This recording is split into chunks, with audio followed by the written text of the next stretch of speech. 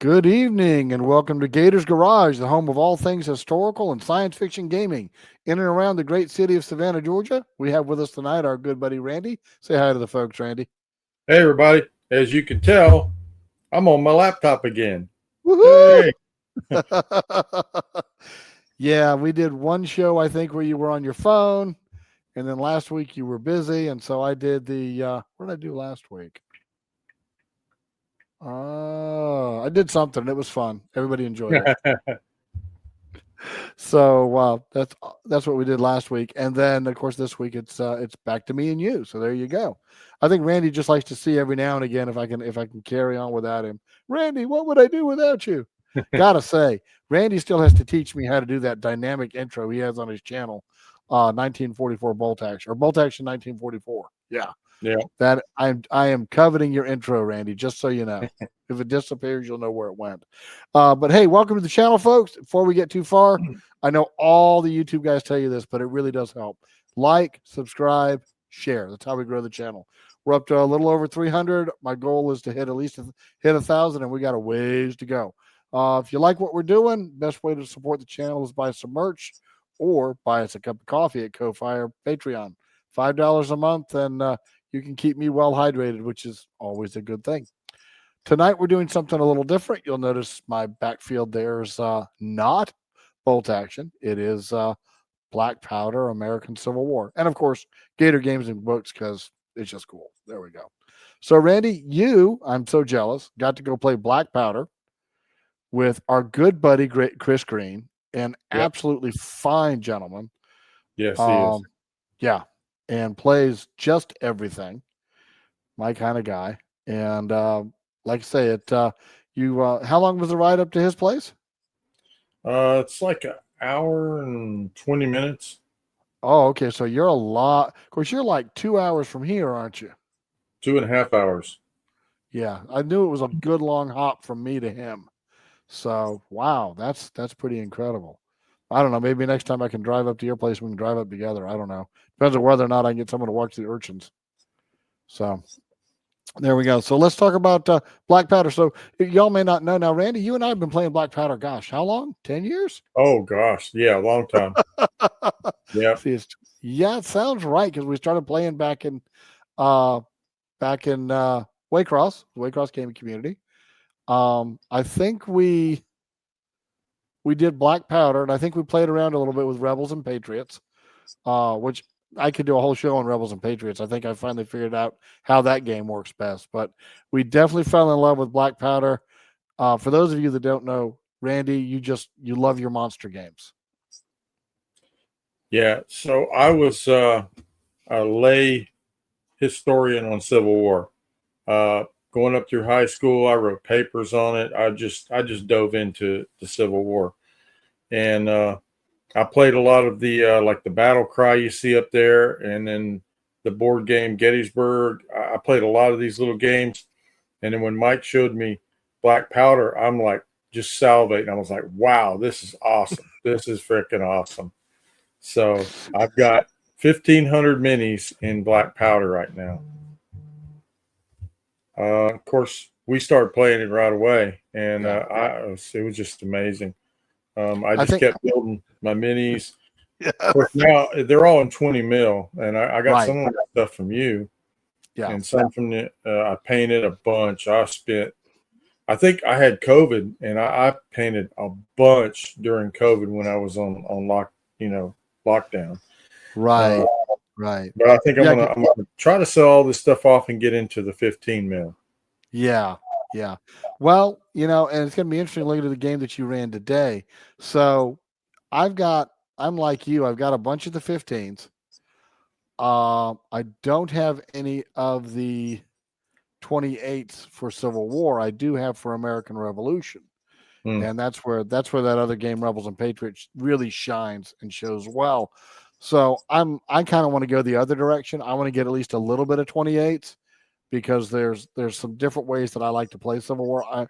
I'm the opposite from Randy. I like to do a lot of small skirmish games where Randy is really about big battle. Once a year, and y'all watch our social media for this, once a year we put the Battle of Gettysburg, some form of the Battle of Gettysburg on. A bunch, Yeah, it will be. We usually have room for 6 to 8 people, so watch for that.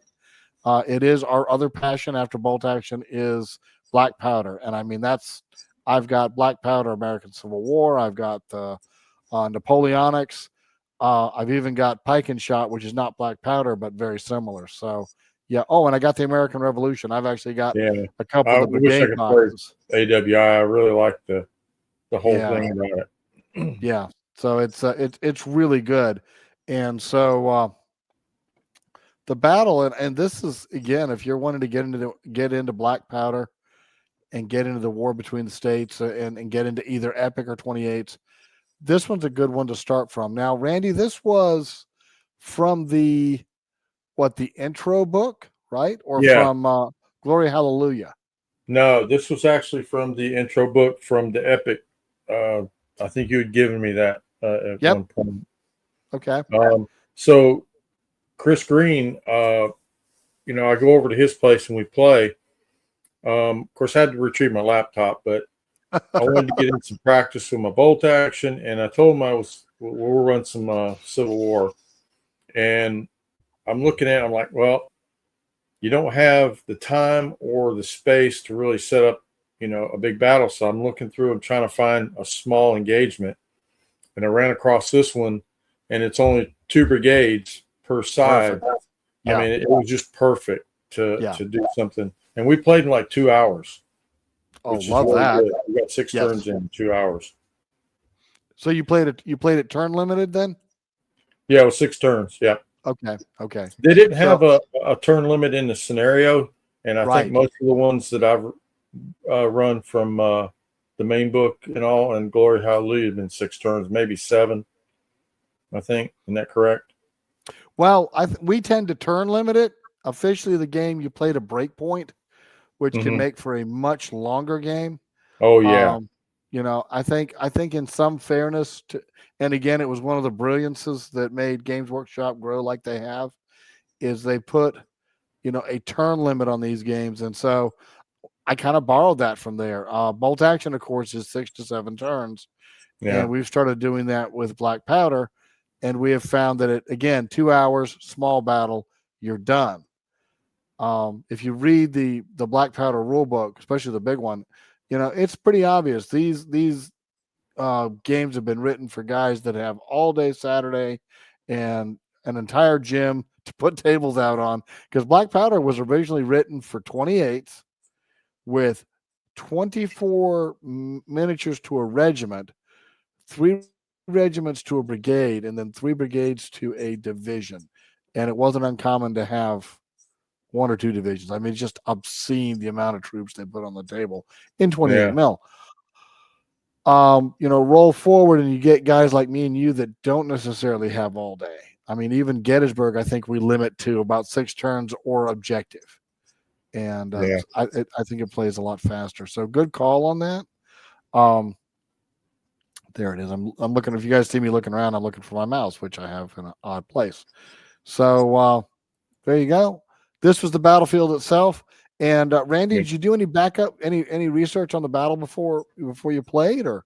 Yeah, I did. And so initially it was more of an ambush by the Union troops on the Confederates, and the guys that were in the camp, they never actually really got in the battle. The center in the yellow, basically the only engagements were on the flanks, and there was only about 30, 40 casualties per side in this whole battle.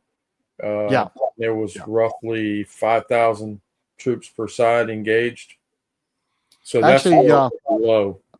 I cheated a little bit. According to the numbers that I saw, it was 5,000 on the Union side and about 1,800 on the Confederate side. Was it really that low? Because I never saw a figure for the Confederates, but looking at the brigade numbers that I was given, it looked about even. Yeah. And looking on the map here, the Union brigades. So there was 3 Confederate brigades and only 2 Union brigades, but each Union brigade had 4 regiments, so they were quite large and hardy. It looks like this map has the units by regiment. Yeah, So those there's are your the 8 regiments. Union regiments. Yep. And for the Confederate side, I actually put the units. The only thing I didn't have was the Arkansas Regiment, Right. 3rd Arkansas, but I had all the other ones, Oh, that's and they cool. were on the table by number. Nice. Yeah. So when we look through the pictures and we see this, so Randy, you tend to put unit designators on the stand, on the command stand. So when That's we see those, those are the units that were actually in the battle. Always love playing with you for that reason, because you always do a lot of research into your games. Yeah. Cool beans. Okay. And again, here's the table kind of set up for battle. A little history here, Mike. Yes, sir. So take a guess at who the commander of the Confederate forces was, besides the brigade commanders. Jackson. General Lee. Oh, Colonel. really? This was before he actually ever took command of the Army of Northern Virginia. Yeah. And there was part of the Stonewall Brigade was in this battle. Some of the regiments were units from the Stonewall Brigade. I think before maybe even Jackson took. So there was a Jackson in here, but it wasn't Stonewall Jackson. Yeah. So I did some quick research using ChatGPT, and what I came up with was they had the commander as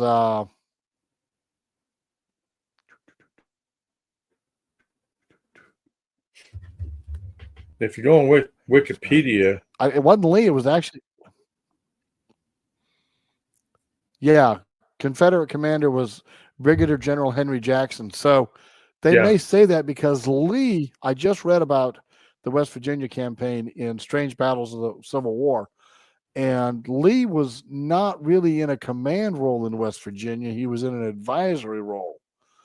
And there were a number of guys, and this fellow may have been one, who was like, yeah, you're just here to advise. You're not here to give orders. Yeah. And so that may be why, as at the brigade level, the commander was Henry Jackson. So basically, and then on the other side was General Joe Reynolds. Now, is that the same Reynolds we're going to see at Gettysburg in 63? No, different Reynolds. Okay. Yeah. Okay. All right. Yeah, I don't see anybody here really famous that jumps out at me. I want to say there was Pettigrew or somebody in there. Running the artillery? The other, your last slide, Mike. Hang on just a minute. Or it was Taliaferro. Right there? Yeah, Taliaferro. He was pretty well known. Okay. All right. So those are your brigade commanders. Rusk, so this Taliaferro, 44th, 23rd, and 25th were regiments from what actually ended up being in the Army of Northern Virginia at one point. Right. Okay. Yeah, the whole thing in West Virginia, from a political standpoint, and it's true with so many states. You get the mountains divide more than just geography. They divide culture. They often divide economics. And where the Tidewater planters of Virginia were very much into cotton and the slave labor that went with that, the coal miners, for a couple of reasons, had no interest. One, they didn't want black men competing for their jobs. Just that simple. Number two, they, like in many states, they didn't have much in common with the Tidewater folks. So there was a lot of pressure from both sides to try and, the Confederates were trying to get up into West Virginia and kind of keep the Union out. There was a number of small skirmishes, but it was bungled and handled actually from Jeff Davis all the way down. Like I say, Lee was sent to West Virginia, but as opposed to where he commanded the Army of Northern Virginia, he was sent in as like an advisory role, which, from our perspective is like, why do you take a man like Lee? But remember, at the time, Lee was a colonel, and I think had been a colonel in the reserve, right? Yeah. So, he wasn't the General Lee that we would come to know, post 61. So there you go. One writer I read said basically when it came to West Virginia, Lee's subordinates bungled, and Lee kind of ended up with the mud on his face because, again, from Richmond, it looked like, oh, well, Lee was supposed to be directing that. Yeah, as an advisor. Good luck there. And you can see here the names of the commanders, Reynolds, and then there's that Brigadier Jackson. So really a classic setup for a black powder game. Yeah. It's really cool. You could almost have, now you said you ran 2 brigades, but I could see where you could run 3. One up here on the river with 2 regiments, one here with 3 regiments, and then one along the. Yeah, the Confederates had 3 regiments. They had the Georgia brigade was just two regiments. Yep. Okay. It's exactly the way you see it here, and that's the way I placed them. So the Confederates in the scenario have to set up first, and then the Union player deploys his on his half of the board, or deployment zone, 12 inches. Yeah. So yeah, I set everything up just like you see it here. Nice. You're good about that. All right, let's slide on through here. So here's a shot of the battlefield. Now you've got a bridge going over the river. I don't see a ford. Did you allow fording in the scenario? Yeah, so it was the book tells you that the river is fordable. It just costs you half your movement. Okay, when you standard. cross it. All right, there we go. And as far as weapons, you treated everybody as having rifled muskets? Or did you we did rifled muskets just because I wanted to keep it. He's never played this before, so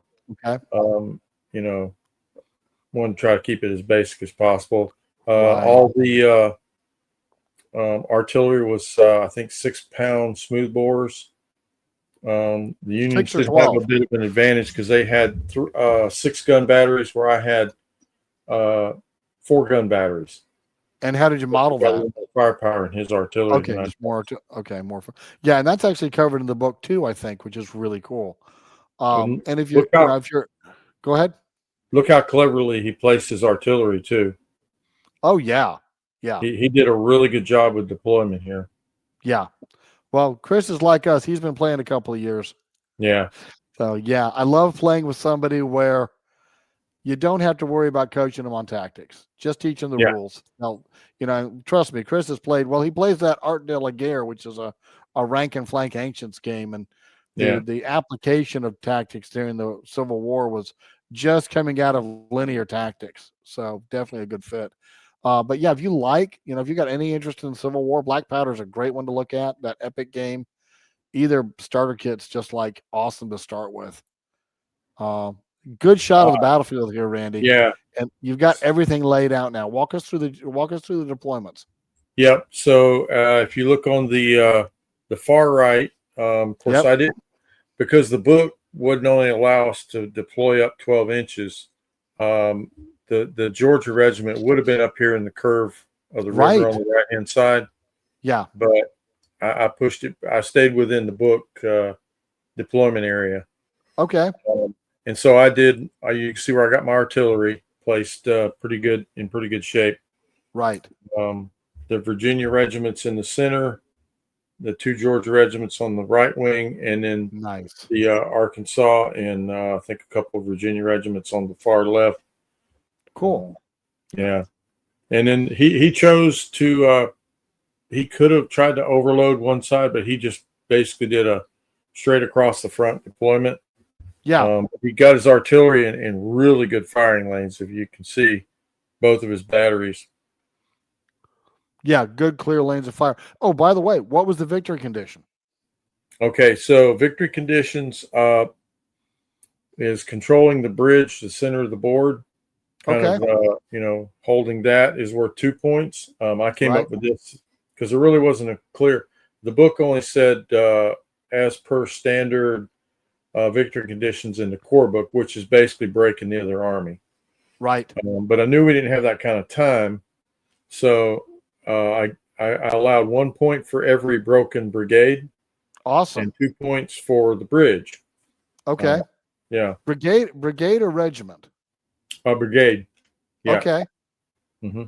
So just to recap, a brigade is made up of several of those groups that you see. Each group you see on the screen is a regiment. And so you had to break one of those brigades to get a point. So if you broke 2 brigades and lost the bridge, you broke even, pardon the pun. But Yeah. So, and again, what you're reflecting there is, yeah, you want to capture the bridge, but you don't want to break your army doing it. Yeah. Yeah. And so each brigade had either, well, I had one brigade that only had 2 regiments in it. So Right. basically, to break a brigade, you have to break half the regiments in the brigade. Yeah. So that one, it would have just taken 1, and then it would have taken 2 on anybody else's, either the 3 or 4 man or 4 brigade. Yep. Yeah. A two regiment brigade is incredibly brutal. Yeah. Okay. And over here we have just kind of, so again, more historical context. This is some of the fighting around the Parkersburg Turnpike, which, if you remember from, I'm just going to flip back here real quick because we didn't model it extensively on the table here, and they didn't call for you to in the setup, but really it's rather undulating terrain here. Yeah. And so controlling that road, which the turnpike, the broken lines mean the turnpike is not quite finished yet. But you control that, and you control the movement through the mountains, and that was incredibly important if you're trying to control, any mountainous terrain. Specifically here, talking about West Virginia, and you've got that turnpike right there. Go ahead. Yeah. So one thing I didn't have time to do, which the Confederate position, if you look back on that first graphic, yeah, it's fortified. You can see the Union is kind of in the valley. Mm-hmm. Where the river is. That's kind of a valley between 2 mountains. You're right. And the Confederate would have been on the high ground, but black powder doesn't give you any advantage for being elevated. So it didn't make sense to build elevated terrain for their position because it would have taken a lot more time. Right. And we're trying to get this game in, in short order. So GeoHex time. Yeah, GeoHex is my black powder go-to scenario. Well, because GeoHex is designed really for 6 to about 15, 20 mil.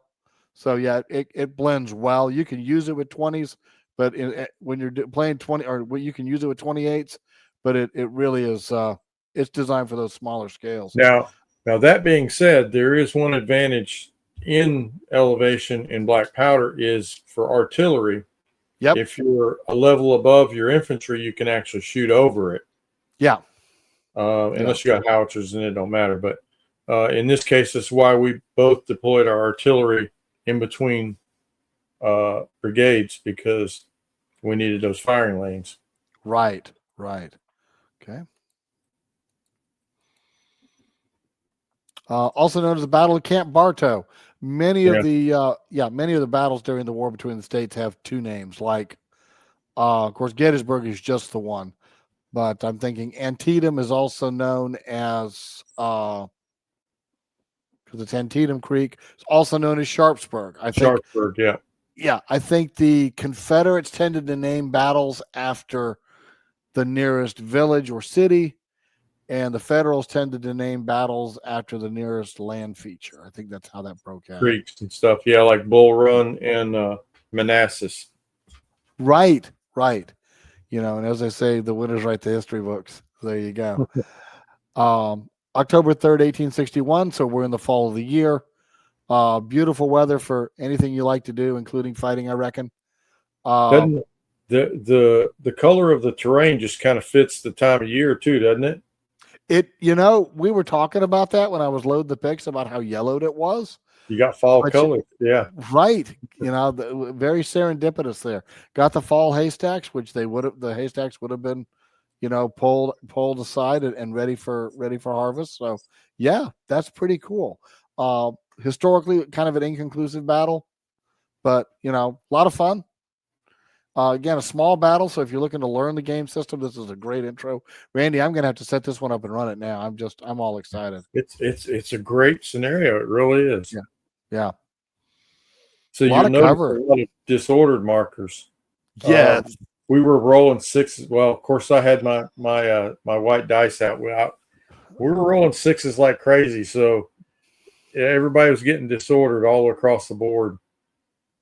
You're probably lucky the police didn't come by and arrest you for disorderly conduct. Oh, there's the dad joke for the show.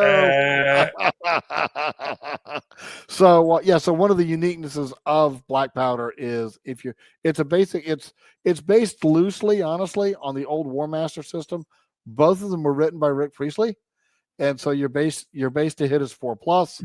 You always hit on a 6, and in this game, if you score a 6, it automatically disorders the unit, and that means the unit can't move forward, and they get negatives to fight.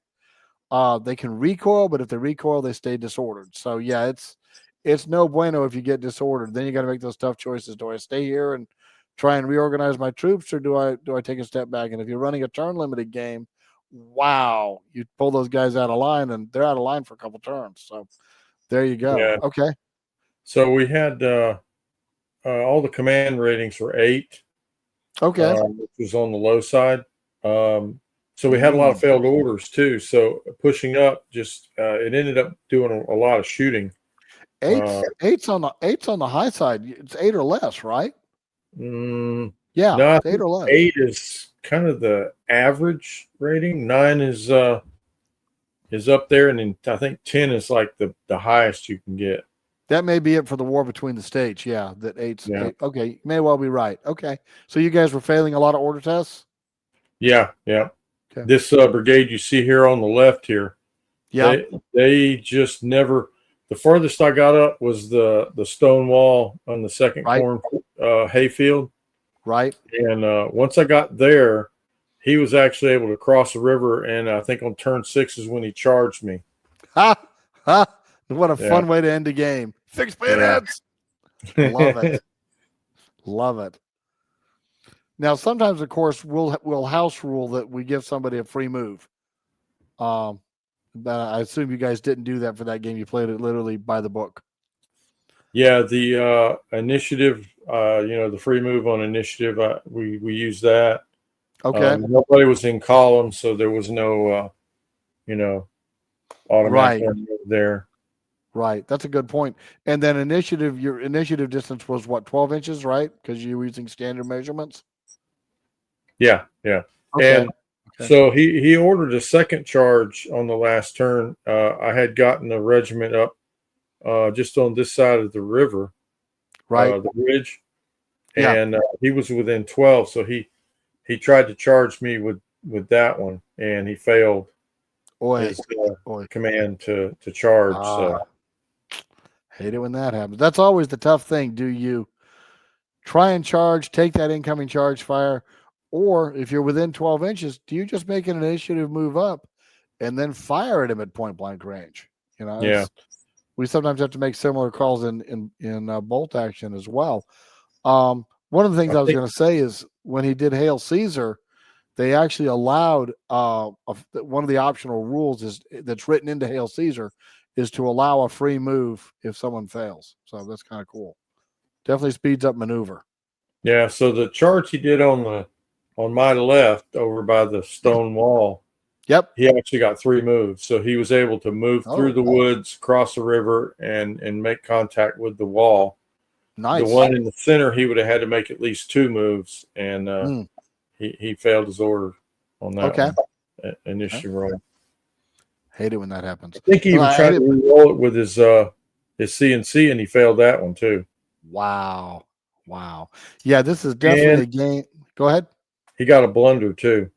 I'm trying to think what happened on the blunder. It escapes me, but I know he ran backwards on the blunder. Oh, those are the worst. Seeing that happen a lot. So, folks may be hearing us talk about the dice command roll. So what you got to do is you got to roll equal to or less than your command number, and the lower you roll, the more orders you can execute. And you got to give your orders in the front side. And it may sound kind of hokey to someone maybe who's used to having like pretty much total control over your troops, but especially after reading through that Strange Battles of the Civil War, and even, Randy and I are both big Civil War history guys. Y'all would be amazed some of the shenanigans that came off because of missed orders. Oh my gosh. Misinterpreted and orders that got lost and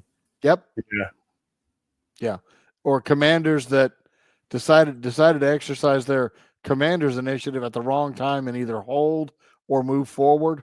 So that's where probably where the blunder comes in. But yeah, if you really are into reading 19th century and understand 19th century warfare, that die mechanic begins to make a lot of sense. Now you can always shoot though, so that's nice. Yeah. The original War Master, you actually shooting was actually a separate command, which is kind of a pain. Yeah. So orders, and you know, they didn't have radios where they could call over and say, "Hey, y'all need to push up over here."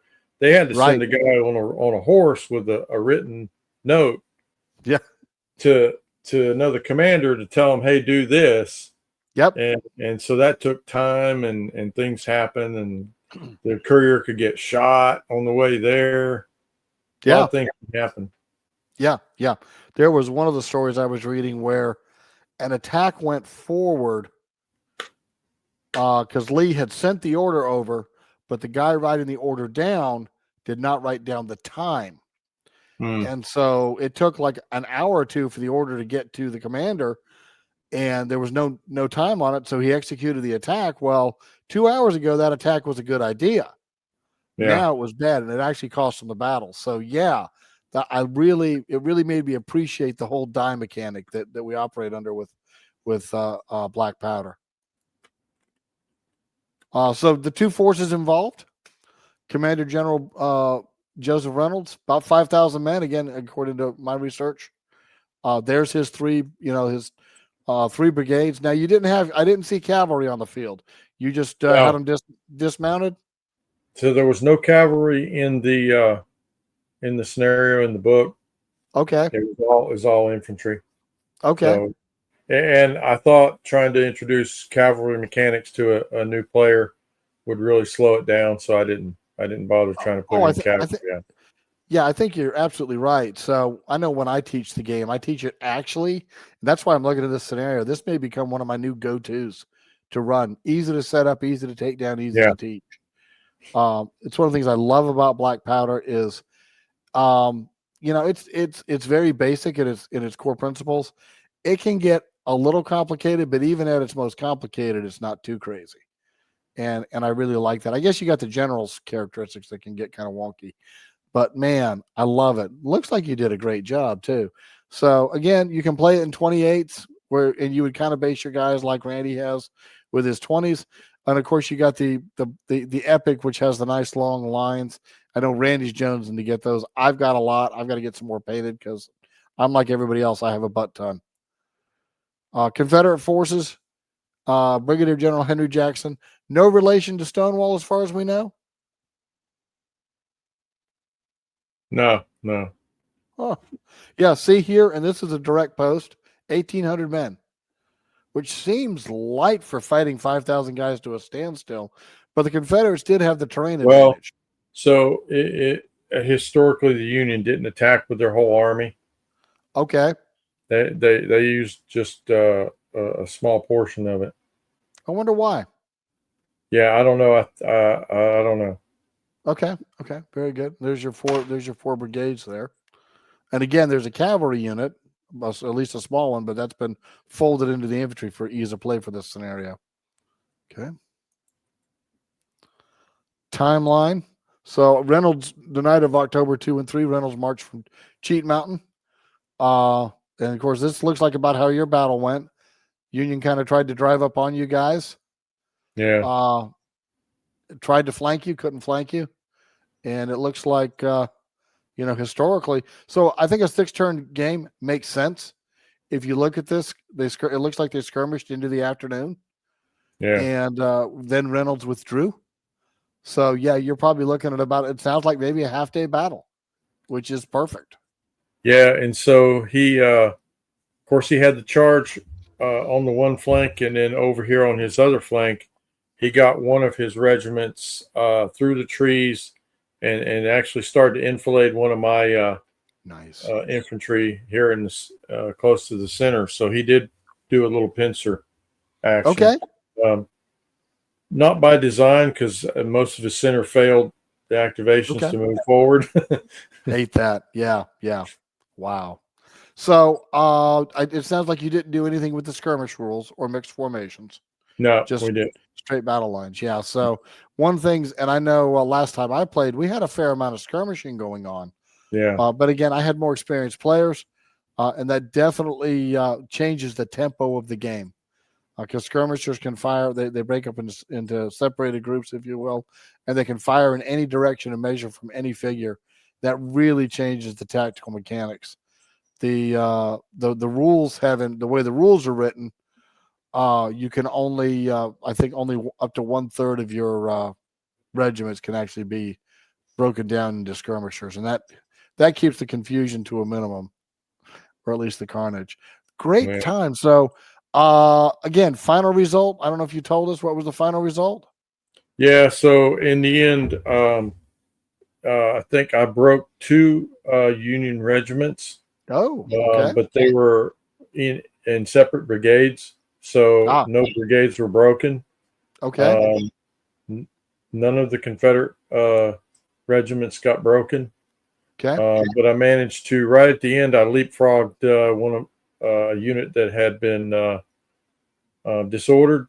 I leapfrogged it with another unit to get up onto the bridge and take the center objective for 2 points. Okay. So two to nothing. So you had to do a successful pass-through check then. Pass-through lines, yeah.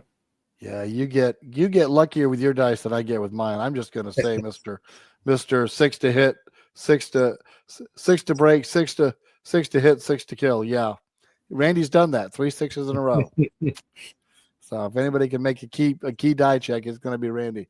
Well, congrats! So a 2-0 win for the Confederates, which is again, actually, it looks like a historical outcome because the Confederates held the camp and the Union were forced to withdraw. All right. Yeah. A lot of fun. A lot of fun. And you guys thought we just did bolt action. Absolutely not. We just don't get it. We don't get to play. And I tell you, Randy and I love to play together. And Randy, I'd love to play some more black powder if I can ever shake you loose from working up an army for one bolt action event or another. That's the other thing about black powder, and maybe why it's not more prevalent. It's not structured as a tournament game. Now, I think the Glory Hallelujah set and the Napoleonic set does have points, so you can balance points, but you don't see them set up. And certainly with the way the standard victory conditions are written, there's no way you could run a tournament. But something like this, the small battles like that, you could certainly pull it off. Yeah, we talked about running a Civil War black powder tournament at one time. But I think there's not enough people that actually have units. Yeah, I've got guys in 15 now. You've got guys in 20, so that would be a challenge. Everybody would have to have epic scale troops or borrow from me. Which, don't get me wrong, I've got plenty I could lend out, and actually could probably build probably enough forces to do 6 players with if you ran two brigades per side, like you did there. So that's the other challenge, is the time frame. So if you have a victory condition of breaking the other army, it could go on. It trying does. to come up with a way to have actual victory points in a 2.5 hour game would be the challenge, I think. I think the way you did it makes the sense. Hold the objective, you get points for what I'll usually do is I'll give points for objectives, because almost all Civil War battles were fought for geographic objectives. You didn't really see any breakthrough battles. Actually, you saw 1 or 2, but mostly it was fighting for key objectives, crossroads, hilltops, that kind of thing. And then I'll do just like you did. I'll give points either for eliminating enemy regiments. So I'll usually go like 1 point a regiment, in which case you guys would have had a tie. Yeah. No, you would have been 4-0 because he didn't break any of your regiments. Right. Yeah. So I usually do like or I'll go like I'll do a scale of points. Like I might do for a scenario like that, depending on. So your regiments can have your brigades can have a number of regiments, and then your regiments can be different sizes. So like I might rate a large regiment as like 3 points to break, a regular one 2, and a small one 1. And a tiny, I'd be like, no, no points for that. Not unless it's got a key character in it. But black powder, I would give maybe even 2 points for an artillery brigade, because captured guns were just a big thing in the Civil War. You capture guns because, you know, there were make guns. You know, there were battles, especially some of the smaller ones, that pivoted around fights for the guns. yeah. And oh my gosh, yeah, absolutely crazy. So yeah, I could see 2 points. Um, maybe 1 point if you drive the battery off, 2 points if you overrun it in close combat. Yeah, That would work. That would work. encourage people to charge cannons. That'd be fun. Each cannon on the way in. Well, if you got them disordered, they're going to get that +1 to hit you. Yeah. So you're going to stand a little better chance. Well, yeah. So his guns, the 6-gun battery rolls 5 dice at canister range. Oh, geez. Yeah. Jeez.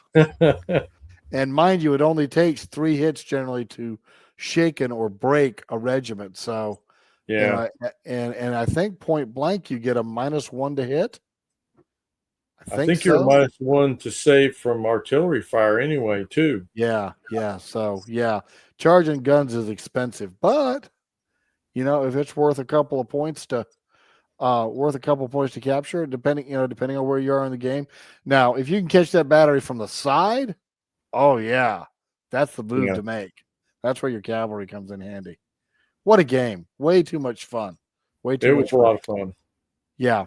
I'm still working on a no. I take that back, and I'll put a link in the description below. But I do have a free set of rules that go with designed to work with black powder. It's called, not surprisingly, Brigade Command. And what you're doing there is, instead of issuing orders to brigade, you're issuing orders and commanding the individual regiments. And I've had a number of people download it. I haven't gotten any feedback yet. So, folks, if you're watching this and if you have the black powder rules, grab the brigade rules. Let me know what you think. Let us know what you think about black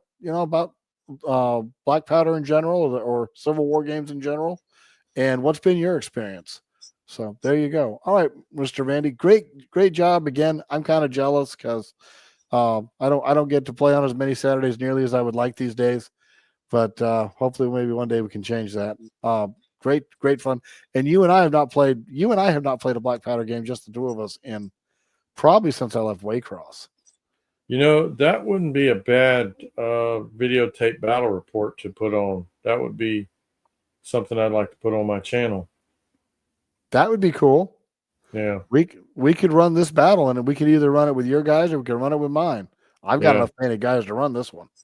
Yeah. And it wouldn't be hard at all for me to churn out a bunch over a week if I knew we were putting a game on. So, folks, be watching the channel. We may do that and do a battle report, and Mike will see if he can do any better than Randy or Chris. All right. What else you got for the folks, Randy? Let's see. I got a Huracan coming up next weekend, not this weekend. So right. Yeah. I'm going to try to. I want to try to get a battle report for bolt action this weekend. I'm just having trouble getting somebody to come over and do it. So I don't know. It might end up being a solo game, but I want to put something out there this weekend. Hey, I'm working on a set of solitaire rules that are at playtest stage. I'll shoot those over to you. You can give those a test drive and tell me what you think. Okay. Very cool. All right. I think that's all we have for you, folks. Thanks for watching. Yep. Again, if you've stuck with us, thank you very much. Click like, click share. Tell us what you think in the comments below. If you can think of any other small battles that you think would be great for black powder.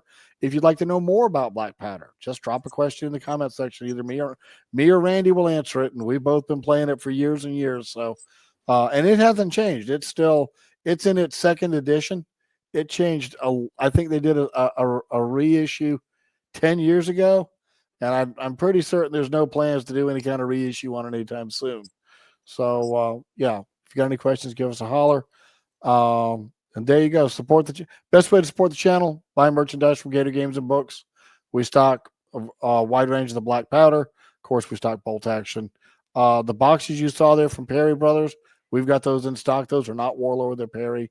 And I get them either from Warlord or from another supplier. And they're good for your 28s. And of course, the Epic, if you want a battle that looks like a battle, you just can't beat the look of the Epic troops. So there you go. Yeah. Thanks for tuning in. Randy, thanks, bud. This was fun. All right. Good night, y'all. Till next time. Good night.